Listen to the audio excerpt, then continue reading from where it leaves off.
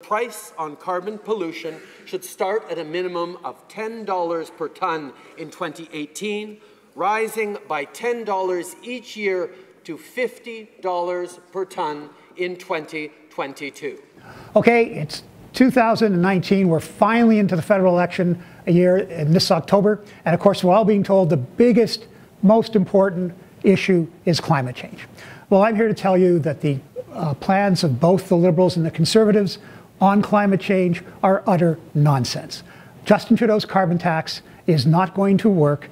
It's not going to lower our emissions to the agreements that Trudeau made in Paris in 2015. And even if we were miraculously to reach those targets, that means nothing, because the authors of the Paris Climate Accord have already said at the United Nations it has to be far more drastic than we've agreed to.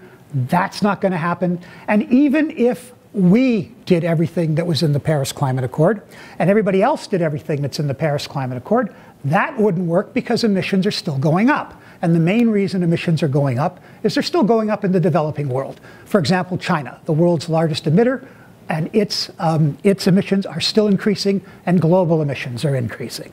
So a carbon tax, it's not going to do anything. Trudeau says we're all going to be richer because of the carbon tax. In provinces like Ontario, because we're going to get rebates. Well, we, Mr. Speaker, are putting a price on pollution and supporting families so they're actually better off with our plan to fight climate change. Yeah, he also said in the 2015 election that we would have a $1 billion surplus in 2019. Now we're going to have a $19.1 billion deficit.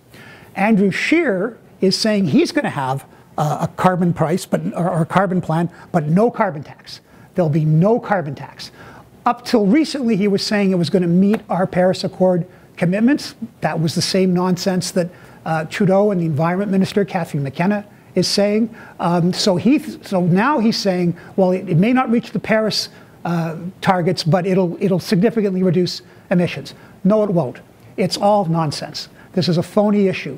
They're not going to be talking about saving the planet. They're not going to be talking about how we're going to meet. They're just going to attack each other. They have no plan to approach the fight against climate change, will not put a price on pollution. They want to make pollution free again. A massive exemption for large corporate emitters who can afford well-paid government lobbyists. Wow.